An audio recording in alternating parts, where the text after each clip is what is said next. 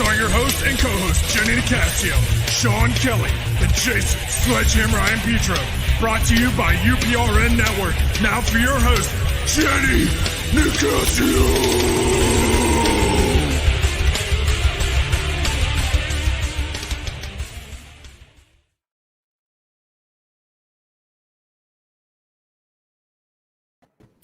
Good evening and welcome to Chasing Prophecy on FM 107.7 New Orleans, where we discuss anything and everything beyond the scope of normal. Remember to like us on YouTube and follow us on Instagram. I'm Jenny Nicasio along with Sean Kelly and Jason and Petro. Happy Thursday, everyone. Happy Thursday. Happy Good Thursday. to be here. Yeah, of course. I'm so excited tonight because we have a fabulous guest. And I'm so glad that she's here to join us. We have Margie Kay. She is the CEO and president of Forensic Investigation Company, director of Oz Interdimensional Communication Institute. Wow. And president of UnX Media by night. Margie is a 40-year veteran UFO investigator, author, musician, and she also serves as an assistant state director and education coordinator for Missouri MUFON, and as director of the Oz Interdimensional Communication Institute. Margie is a licensed private investigator in Missouri and is the author of 14 books and more on the way. Welcome to Chasing Prophecy, Margie. I thank you. Welcome. Hi, Marge. Hi. So glad to have you here tonight. Great to be here. Yeah. So let me tell you, before we get started, I was doing a lot of research on you and I am very impressed. I'm a former MUFON investigator in Western Pennsylvania. Oh. And let me tell you, MUFON has gone through a lot of changes. One thing that I never really got a handle on, and I would have loved to have done a STAR team investigator, followed that path, but I didn't. I want you to explain exactly what that is and what it entails. Well, the STAR team investigators are seasoned investigators who have a lot of experience in the field of ufology and have done a number of investigations for MUFON. And then the state director will recommend a person for that position so that there are enough very experienced investigators in a state and also maybe to cover nearby states if someone else isn't available. So we can go in on landing cases and ET sighting cases, things like that, something where there's some evidence that might need to be collected. Okay, so it's more in depth then. It's not like your regular field investigator that goes out with their little, kit and everything. You do more of investigating. We do, yes. Okay. You're laughing, Jason. Why? Well, it is. It's a little. Yeah, you can get the kit. I didn't have the kit. Okay, I didn't have my little kits. I didn't. Actually, they're big kits they're now. Big kits now. They're like duffel bags of stuff. Smarty pants, Jason. Yeah, Jason. Smack Smarty you pants. upside the head. Okay. So I was always in. That name was kind of, STAR team investigator. I thought, do they have a badge with a star on it or anything? They're special badges. Yeah. If you are so inclined to wear them, yeah, I suppose you could. I mean, I went through your bio and all these different, MUFON shows coming up. I do think I'm going to try to attend the one that's online in August. The big one. Tell us about that. It's going to happen. That's the MUFON Symposium. It's being held in Las Vegas, and it is in person and online. Ooh. So no matter what, you have a choice. That's and exciting. It's really good. Just go to MUFON.com to see more information about that event, and the public is, invited. No, that's exciting. I still love going to. I missed the one in May here.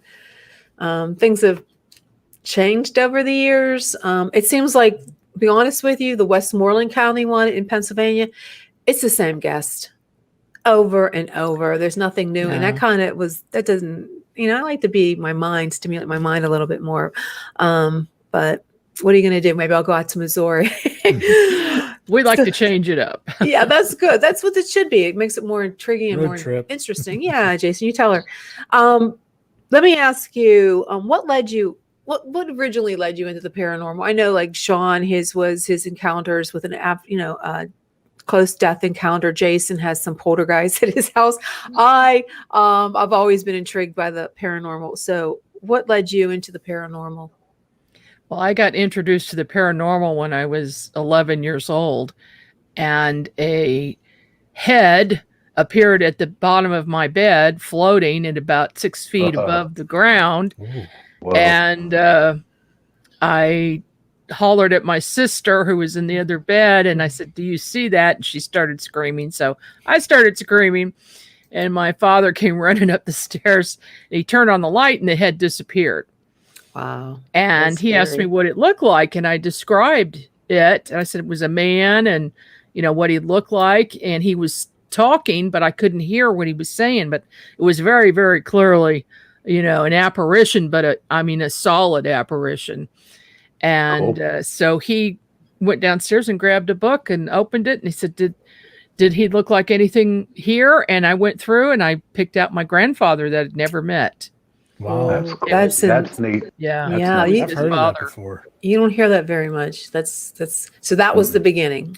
That was the beginning, and then that was my introduction to I can talk to dead people and see them.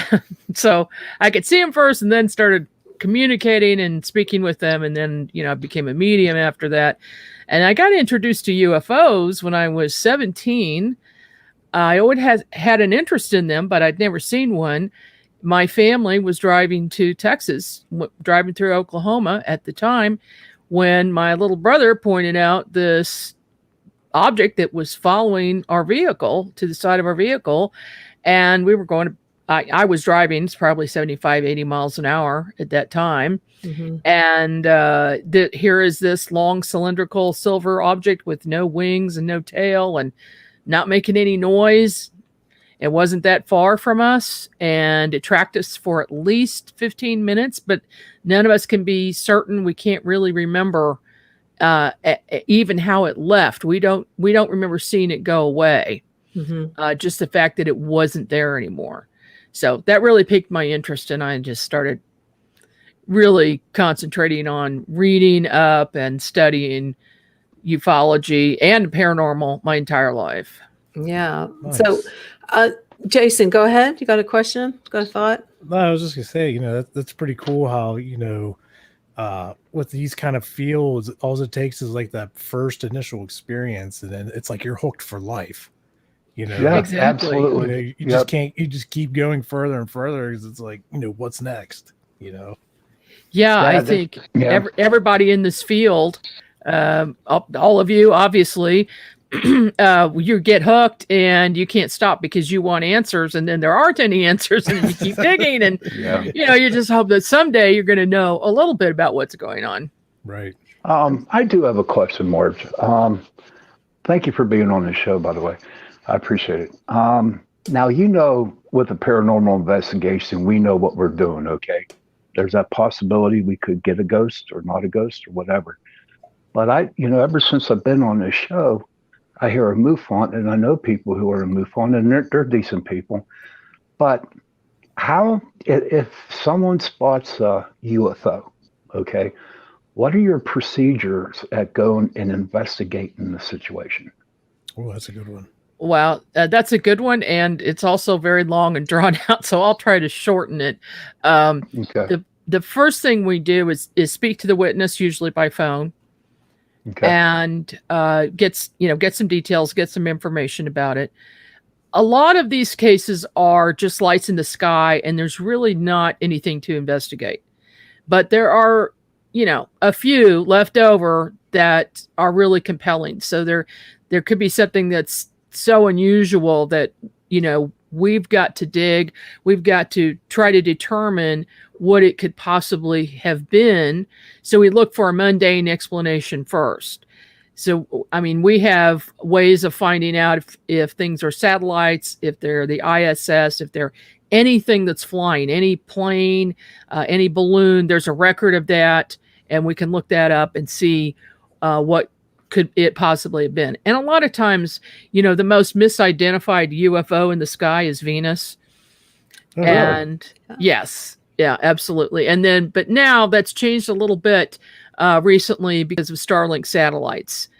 And these satellites travel, on a path, and they're equally distant apart, and they just freak people out because they look like UFOs if they'd never heard of them.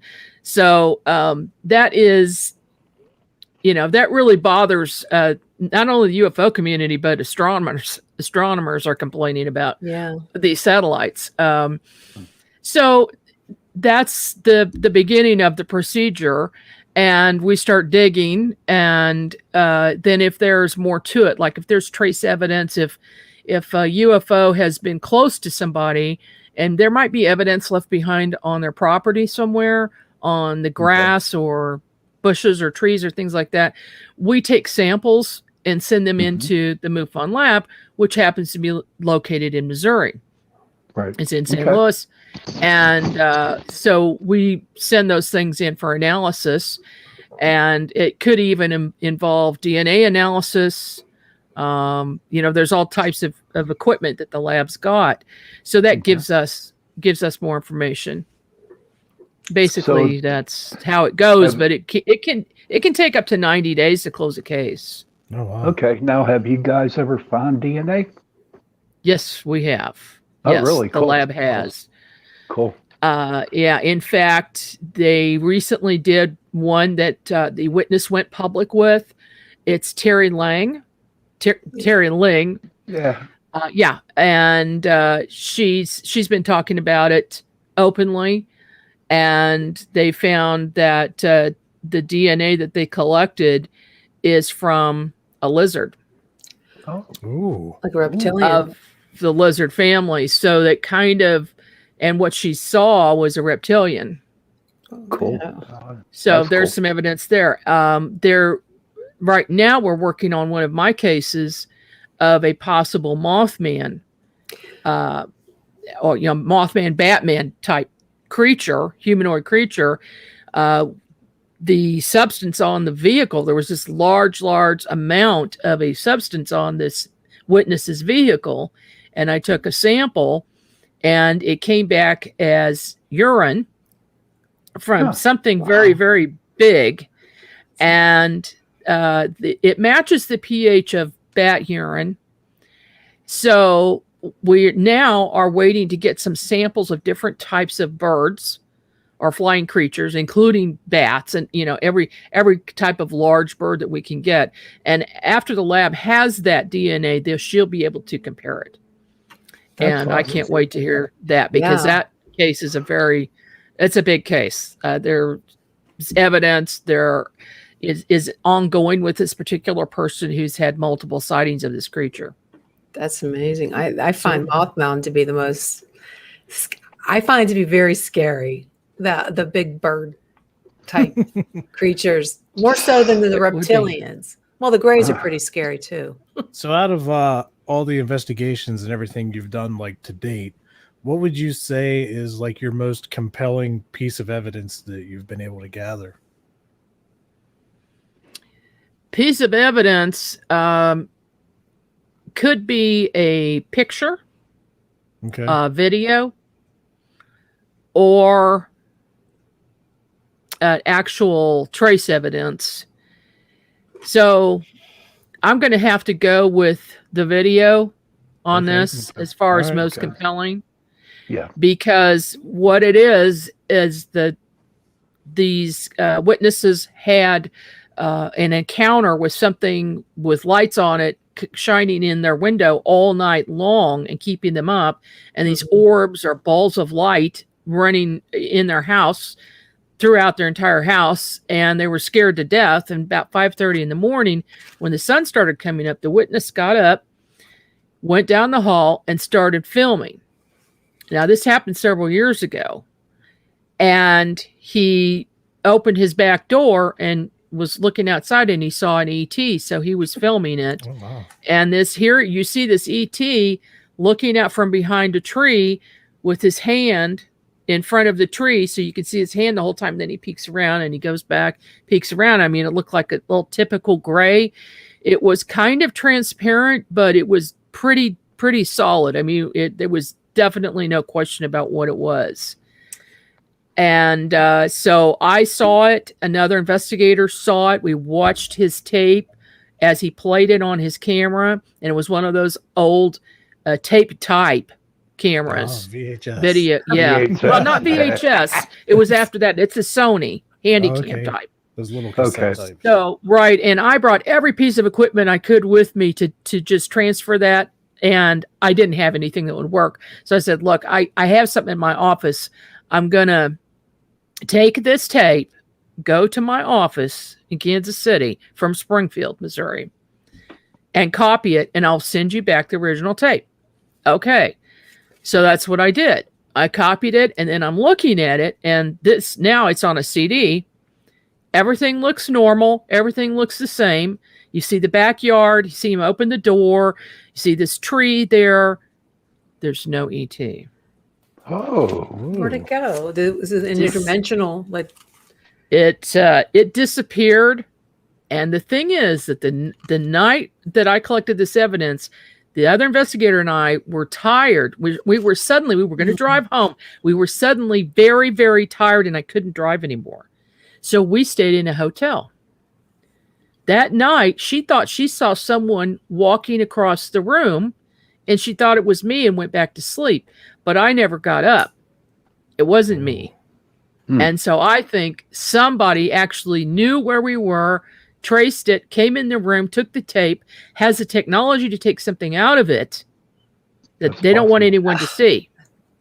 Yeah. That's possible. Yeah. Wow. Oh gosh, that made me so That had mad. to be horrifying. Yeah, That made me so mad because, but I will say this, I do have some other pictures that I'm going to be making public very soon. Yeah, that was my Nice, next yeah. question is, are you going to make these public? That one, obviously I can't, but I do have some that I am going to make public. Cool. And they're being kept in safe places. Yeah, you better. Who do forward to you seeing think that. took it?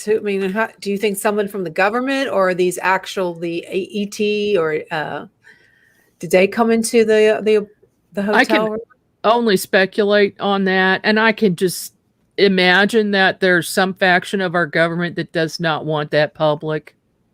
Right. I agree. 100%. Yeah.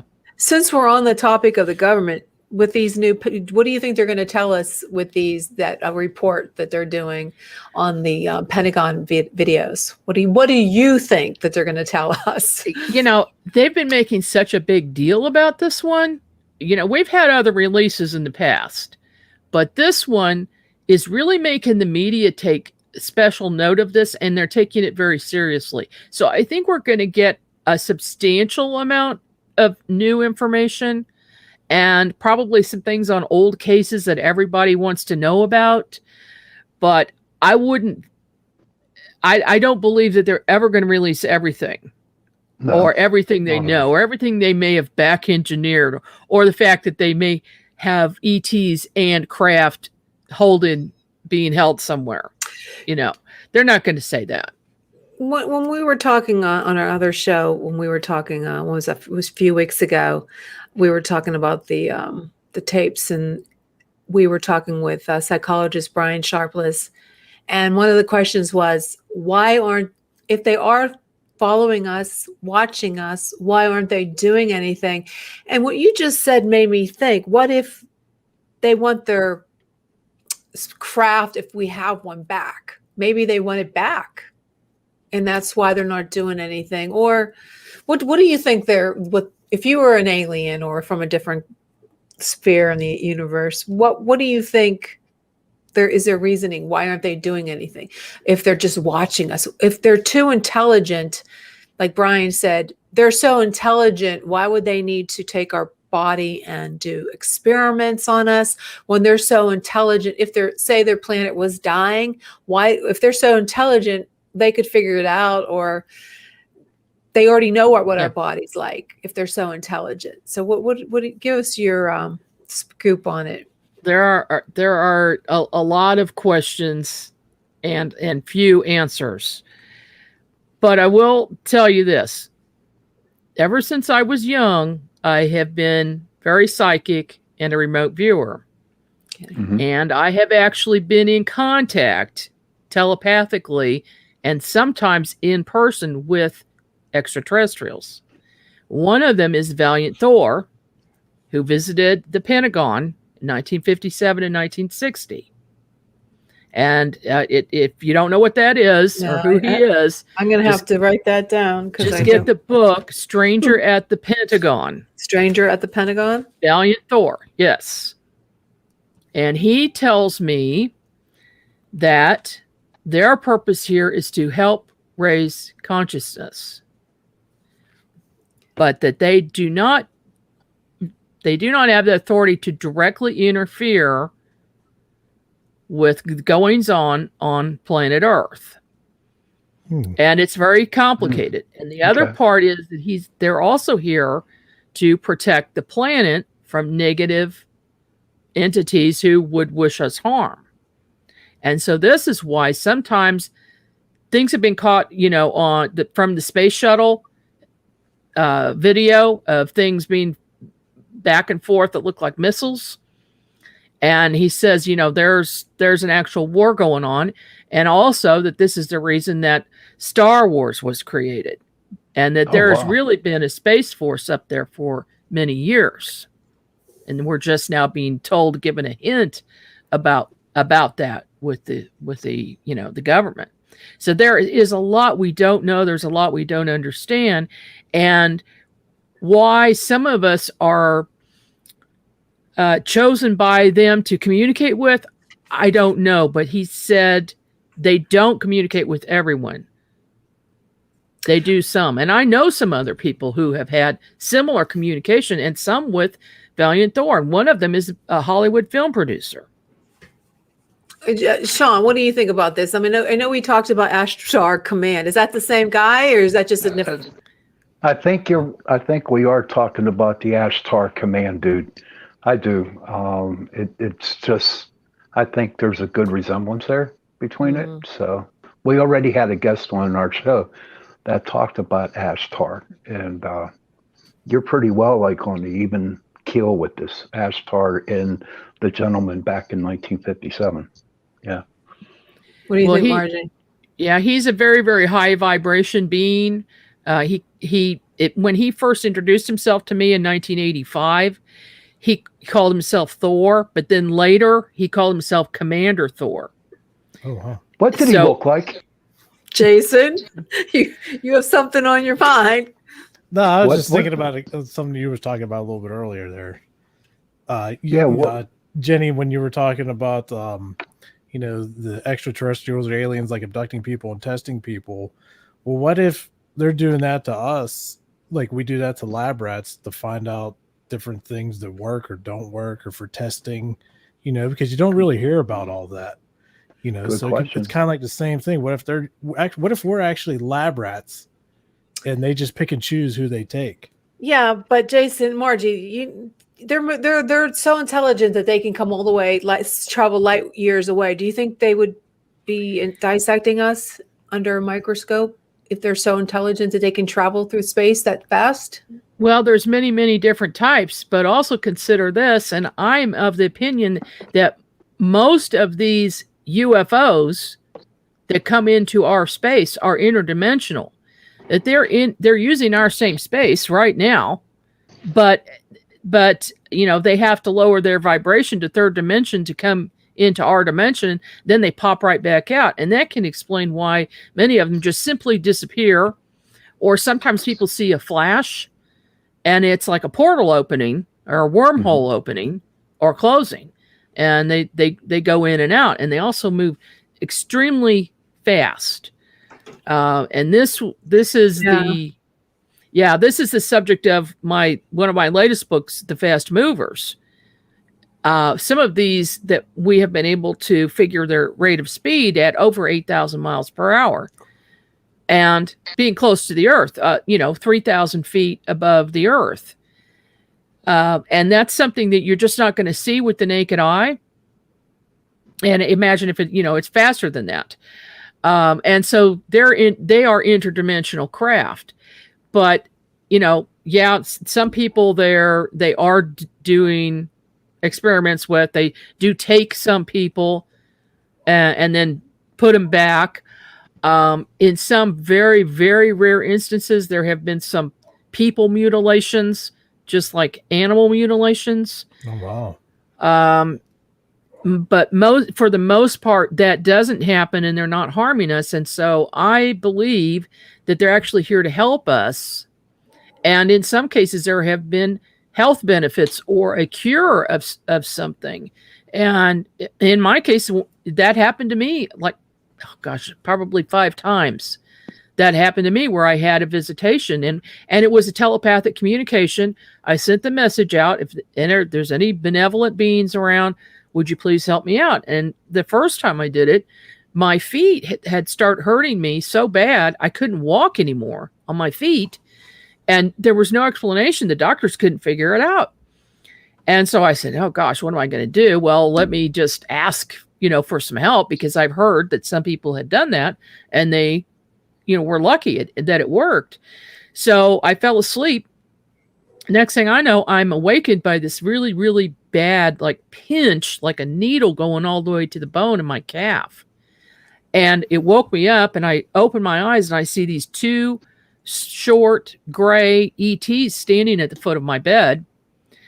And they didn't have big eyes. They had small eyes and nose and mouth.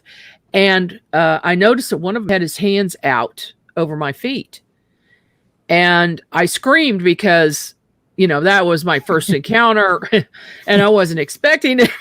I was in a dead sleep and here's these ETs standing here. Anyway, when I did that, they disappeared. But I figured out later, they only disappeared because of my state of mind. I was not in the right meditative state of mind or between sleep and awake where I could see them. But I felt like they were actually still there after I did that and went back to sleep. Anyway, the next morning, my feet felt better. And by that night, they didn't hurt anymore at all. Mm-hmm. And cool. I think that intervention absolutely did it. And so they will help people if you ask. Maybe I should help with my diet. And my brain. I mean, there were times when I tried to do. I had an experience when I was younger that I saw something in my room, and I was plagued all my adolescence with the shadow people, and they always looked like the Greys. And I know a lot of the psychologists and stuff said, "Oh, that's just something that happens with sleep paralysis. There's no alien in your room or whatever." If you wanted to contact, how you just have to go into a meditated state and just ask, or should I ask for the person by name, like Thor? Could that work? I wouldn't ask for Thor. Thor is very busy. Okay. I would ask. List. Yeah, the whole key to it is learning how to access the psychic center of the brain, opening up your third eye, so to speak. But it's really activating the pineal gland. Okay, and because I'm a remote viewer and I've been doing this my entire life, I have become very skilled at it. So I teach people how to do this. I do a 2-day course on this, and it's going to extend. It's going to be even longer. But I mean, the gist of it is by meditating every day and learning how to meditate correctly, you will get your mind to the state it needs to be in a light trance state. So that then you send this telepathic message out. And when you do, that message can travel, through space and time. Okay. And you're directing it to any benevolent beings. So you're not just saying this type or whatever, just be open-minded about it, because if they would like to help you, you could just ask, if you'd like to help me, I have this problem. Please help me out. And I'm going to go to sleep and let you do your thing. And the reason I say go to sleep and do this right before bed is because you will be relaxed and open to this. Because if you were awake and you saw a strange being that wasn't human, it's a little off-putting. Yeah, I'd be it's a little scared. scary, and you can't be you can't be afraid for this to happen. And so now, after this has happened to me several times, now I've actually seen ETs while I'm on investigations. They will show up, and they're standing there, Wow, and they're watching what we're doing. It's fun. I wish I could have one knock on the door and come in and be in 3D, but that's not how it works. Well, we have Margie. We have a caller on the line. Has a question for you. Go ahead, caller. Hi. Yeah. So I've been listening to the show. Great show. Great show. I was just curious. Now, you say that these beings are like the aliens and the grays and are interdimensional. So do you think that you can, and you were talking about meditation and then you can actually summon them. I've been researching a lot about hemisync and the meditative program by Robert Monroe. Have you heard of that? I have heard of it, and I've thought about learning it myself just for the heck of it. But I believe that my methods are probably very similar, and that the end result is the same in activating the psychic center. Similar, but active. Did you hear that, caller? They're on a delay. So do you use like the binarial frequencies in your methods, or what I kind do. of methods that you use to actually, I guess, get an out of body experience into the astral plane? She does. Well, that would be a deep meditative trance state and maintaining your consciousness so that your body falls asleep, but your consciousness stays awake in order to astrally travel. Now, what I do, and I do that, but it's more difficult than doing etheric travel. I send my etheric body out while I'm fully conscious, but in a very light trance state. And that's how I remote view. I will actually go to the location or let the location lead me. Say in the case of a missing person, the missing person will direct me to them. And I can't tell you that I fully understand how this works. I just stumbled across it in the 1990s while I was working with some attorneys, and one of their nieces disappeared. And so I found her, and I just asked, how am I going to find her? And I felt like her presence, like she was trying to lead me to her. And I saw this line come out of my solar plexus and just travel and go right to her while I was on the phone with the aunt. And so I'm conscious, and I call it a dual consciousness state, to where like half of my brain goes to a trance state and the other half is fully awake. It's kind of difficult to explain that, but that's kind of how it works. And I found the girl. I found the address, the street, the house. I knew exactly where she was on the property. They went back with the police and they found her, and she had been kidnapped. And the three people that did it went to prison. But I think anybody can learn how to do this because we all have the same physiology. I mean, it just makes sense. Right, but here's a question I have for you, Marge. And this is for our viewers out there who are just starting to listen and starting to learn how to meditate. Would they not need, to trust their spirit guides in order to go out there? Because somebody could just go so-called do a meditation state that don't fully understand what you're talking about, and they can get burnt. Well, that's why I want people to take my course. I don't want anybody to just meditate for 5 minutes and then go and start doing this, because you do have to learn how to protect yourself. You need to learn protection methods. What about the silver cord? Do you believe in that? Oh, yeah, I've seen it. Yeah. Yeah, you're always attached to a silver cord when you go out of your body. Okay. And what I see is a dark cord, but it's the same thing. It comes out of the solar plexus. Caller, is there any other questions?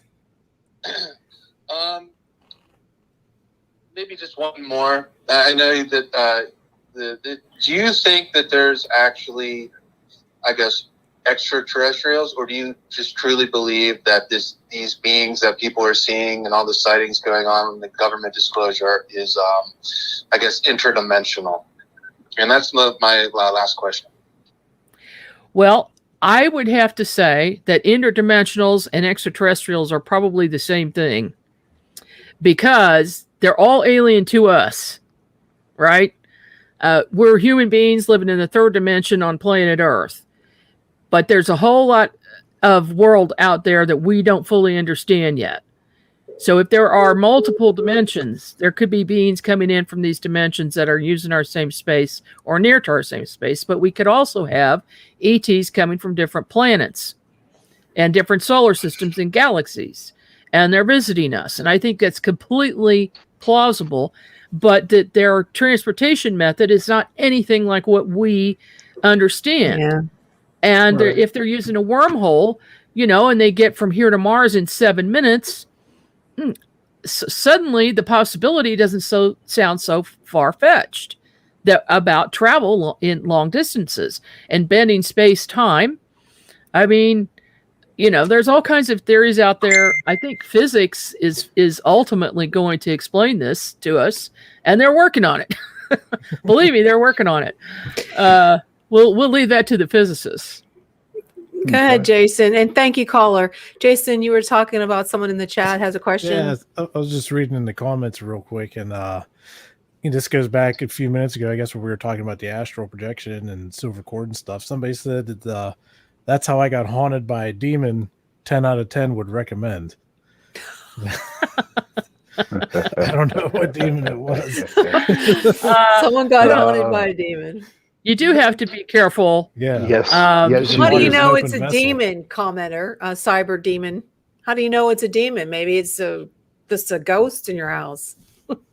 Yeah. that's Seriously, true, too, Margie, how Jen. would you Yeah. know? Margie, what's the difference? Do you know what the difference between a demon and a UFO, like an extraterrestrial or an extraterrestrial biological entity? Aren't they the same, basically, or not? Most of the time, no. I don't think so. And I base that on the energy that the being emits. Like each person has their own energy pattern, and I'm very sensitive to vibration and energies, and I actually see them around the being.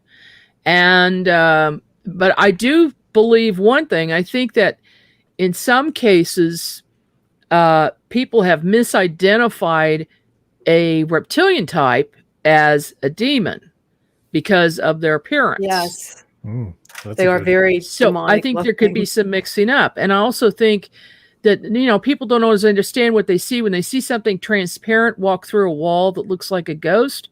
But then I ask what they look like. And in one case, the lady described gray ETs with big heads and big eyes and wearing very skin tight suits. And I said, well, and she was saying these are ghosts, or it could be it's their difficult. uniform So- or an astronaut thing. So the commenter, he says that all jokes aside, that he meditated and then was haunted by a demon for many years. Okay. What part of a meditation could cause something like that? Well, if somebody doesn't have experience meditating and they go into it without doing any protection, Right. at the very minimum, putting white light around you, bringing in white light through your body and extending that out 3 feet on all directions and above and below. I always recommend doing that before starting meditation. I also recommend having crystals near you, white clear crystals, and having some type of a light on, a night light, something like that, because the dark side doesn't like any of that. Okay. They don't like any of that. And if you see, our thoughts create things. And if we think about creating a white light around ourselves of protection, there you go, there's your crystal. If we think that, then we have created it. Even if Okay. we can't see it, we've created that. Right. And So there's it's a wall as of simple as protection. that, like just Yep. putting it in your mindset. Yeah. So Like you have to, people who are inexperienced are people who are inexperienced with using spirit boards, for instance, or me too. opening a portal and without any protection and without saying goodbye and leaving them there and commanding that they stay. And the same thing with like ghost hunter groups or kids who don't have any experience are going out into graveyards. I don't recommend that. No, No, that's not a good God. idea. No. You don't know what you're going to bring home with you. So there's Which is true. we have another commenter. She was saying that she was abducted by aliens in 1969 when she was 6, and they left her out in her backyard. She's now 58 and still being followed, and then found out that has other family members that experienced the same kind of thing. So, with being abducted, is it common for the UFOs or ETs? They could like keep coming back to you and your family directly rather than just like abducting, leaving it, and then going somewhere else. Most people who have close encounters like that have multiple experiences, even if they don't remember it until, it could be years later, and then something triggers a memory, or they may have hypnosis done and they find out, oh, that's actually been happening their entire life when they thought it was just a one-off. And it's also very common for those same type of people to have their entire family involved going back multiple generations. Okay. So, we can speculate why that is. Perhaps they're following DNA. Perhaps they're following a group of people that they may have worked on, and then they want to follow their, the people, their children and their children's children. Yeah, and see what happened. I mean, a lot of people think that maybe these intelligences that are so far advanced that they actually created humans in the form that they are now, or that we are now, and that they're following their creation, what they created, and they're following what's going on. Because if you look at, we have all these different races on the planet, and it makes you wonder, where did each of these races come from? Well, some people speculate that they are DNA from different types of ETs, and that we're all human, but we're all, different, a little bit different in some ways. And it's not only with appearance, but it's also with medical things or different blood types and things that might affect us, or we may have a tendency to have certain diseases and things like that, whereas another group of people doesn't have that. And so it really makes you wonder, where did we come from? Yeah, it's interesting. Real quick, we had a show on Missing 411. Have you heard about that? Or oh yes, I've read the books. What can I ask? What your theory is on that? I'll tell you what. I think part of it is some rogue Sasquatches who are, I believe they are interdimensional beings. Okay. And the reason I say that is because, oddly enough, I was doing a UFO case and a Sasquatch came into this, and I've been in touch with him since. Oh, wow. And that was my next question. I was going to ask you that. Oh, yeah. And then years later, he introduced me to his clan, and they have showed themselves to me, physically shown themselves to me on my property in the middle of Independence. Yeah. Did they use a certain language? How did they communicate? Just through telepathy? Telepathic. It's all telepathy. And when you are having a telepathic communication with someone who doesn't speak your language, or who knows where they're from, it's whatever your language is what you hear it in. That's how telepathy works. Oh, yeah, that's good. Yeah, I can so see you that. don't have to get a translator. Telepathic translator. Bigfoot translator. 1-800 telepathic translator. Yeah. But the Bigfoot, the Sasquatch, they like to be called the Sasquatch people. They're in clans, they're in family units. They're extremely intelligent. In fact, they tell me that they're more intelligent than humans are, and I'm starting to believe it. I've learned a lot from them, and and there's a connection with ETs with the Sasquatch. The ETs brought the Sasquatch here, is what they tell me. I believe that. Are they turkey? Okay, are they dangerous? Most of them, no. There is a rule. They are not to harm humans, but occasionally you get a rogue, usually a male Sasquatch, who's angry about something, and he could cause some harm to people. So if you were out there, your best bet would be to have a bag of Jack Links and throw it at him. I'd take a bag of gummy bears and give it to him, and hopefully that'll make him go away and be happy. Now, whenever you get these UFO sightings and with people calling in on you, do you check out the ley lines where the ley lines are? I do. Okay. Yes. I have a book, Kansas City UFO Flaps, where I talk about ley lines and power centers and portals and things that make those things happen. I found a correlation between latitude, longitude, creating ley lines, and then also that there are ley lines next to some of these latitude, longitudes hotspots. The first one I found was latitude 39 and longitude 94, so Kansas City. And then I also found that there are some major big ley lines going through that same spot. So we do have these hotspots for paranormal activity of all types. Doesn't matter what it is.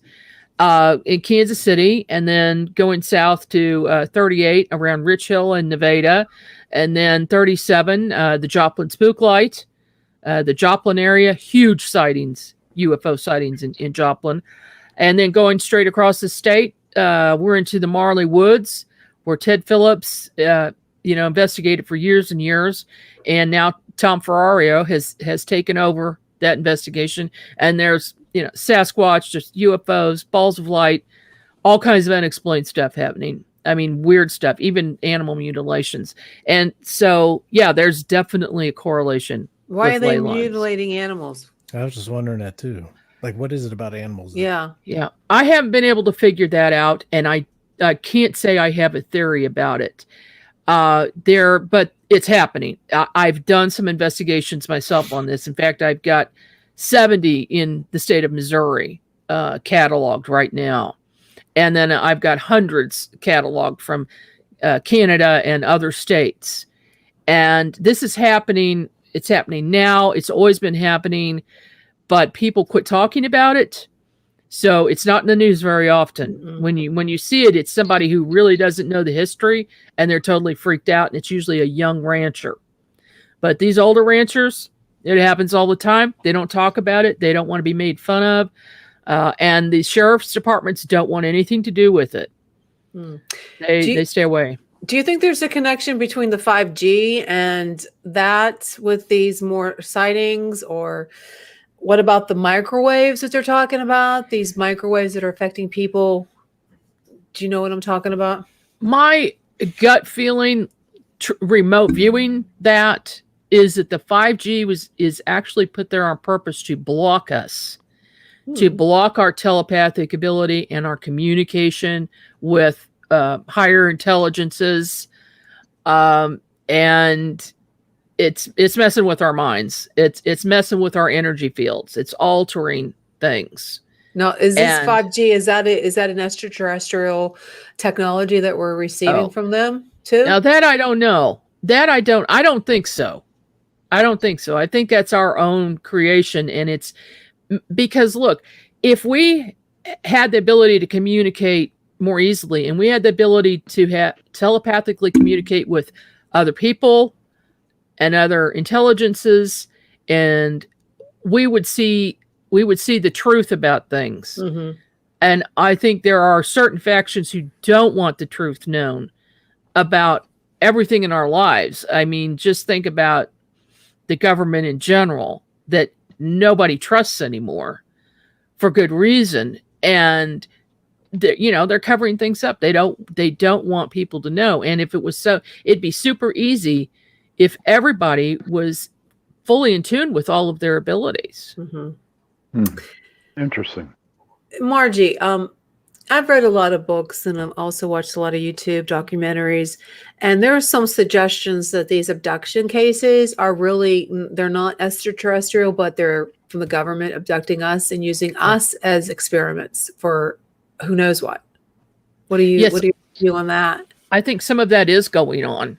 I have a lot of witnesses who say they never saw an ET, they never saw a UFO, they just woke up and they're standing in a line and there's a bunch of people standing around in military uniforms. Or they were on a table and you were doing some kind of experiment on them and they saw people in military uniforms. And in some cases, they saw both ETs and military Working together. in the same place, working together. I think there's a lot of possibilities. I'm open-minded about that. Sean, what's on your mind? I just wanted to ask Marge here real quick. For our viewers again out there, does Spirit have a message through you to tell our viewers? Well, when you say spirit, I'm going to take that as a higher intelligence. I will just call it that.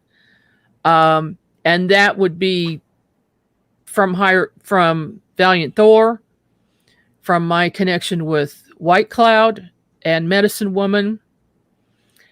And I also have connections with Tall White Nordics. They all have a very, very high vibration. And their message is that we need to concentrate on ourselves and raising our vibration and our consciousness, because that's how we advance from now and into former and future lives. That's how we advance, that we need to not pay so much attention to everybody else. We need to be looking inside at ourselves. Well, I thank you for that. Thank you, Jason, people. what's on your mind? Oh, No, I there's just think something about in all there. kinds of things. So do you find yourself on your doing more? What do you enjoy more? It sounds like UFOs, but we're talking about paranormal and stuff too. Like, do you really favor, or do you try to like work them together? How you try to figure things out? I like both because I don't think you can separate them. And I like to study all aspects of the paranormal, and UFOs are in that. That's under that paranormal. Yeah. Because, there's Sasquatch in there, which I find fascinating. There's interdimensional travel. There's wormholes. And I was actually shown one time by some ETs, which was a crazy deal. I don't think I would just say paranormal in general. If it's weird, I'm interested in it. Yeah. Well, that's like the one investigation we did back in February at the Belair house. One of our investigators saw this creature and he drew it out, and it really resembled more of an alien, than a spirit. And then a couple days, after the weekend was over and we were clean up, ready to go, we were moving some stuff around, and somebody previously, who knows when, drew something very similar to what he saw. So it was very alien looking, more than like a spirit form or an apparition, so I could really see how they really coincide together, so it was pretty cool to think about how all that works together. Well, if you think about it, if spirits are in the fifth dimension, which is what I believe, and ETs travel through the fifth dimension to get to us, there's some commonalities there. And so their appearance could be transparent or not fully formed. And both spirits and ETs can appear that way. In fact, they usually appear that way. Right. It would be just kind of see like the outline, but you can see right through them. You can see through them, but sometimes you can get color, but you can definitely see features. Sometimes they appear more solid than other times, but they're phasing in and out of dimension, if you will. Okay, perfect. Okie dokie. We're going to have to wrap it up. Margie, we just got the bing, we have to go. But thank you. And we want to definitely have you back on the show. You're a great guest. I really enjoyed talking. And I'm sure our listeners felt the same way. So tell us, I have your links. I'm going to post those to the website and to Facebook so people can read more and hopefully attend one of those great conferences. But thank you again for joining us, Margie. Yes, Okay. very Thank you much. so much. Great. My And pleasure. thank you guys for being back with us Thursday nights. We'll Thank see you, you everybody. again next week. You guys all have a great weekend. Thanks Good night. again for tuning in to Adios. Chasing Prophecy. Adios. Here we are in the Writers and Illustrators of the Future Lounge at the Author Services Building in Hollywood. It contains a gallery of the writer and illustrator judges, a selection of the awards the contest